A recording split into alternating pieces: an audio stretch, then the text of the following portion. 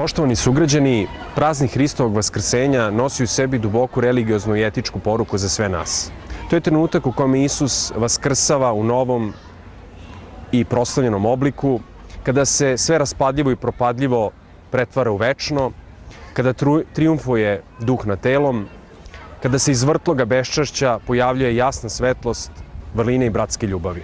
U ovim oskudnim vremenima samoživosti i trijumfa svega veštačkog i materijalnog, mi moramo da se zamislimo novom jedinstvenom i možda i najvrednijom porukom hrišćanstva i pravoslavlja.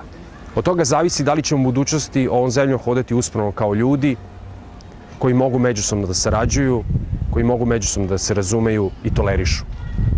Verujem da je pred nama doba podizanja i prosperiteta. Želim vam stoga da ovaj praznik provedete u sreći i zdravlju, okruženi svojim najmilijima.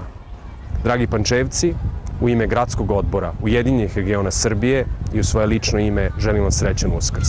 Hristos Voskrese!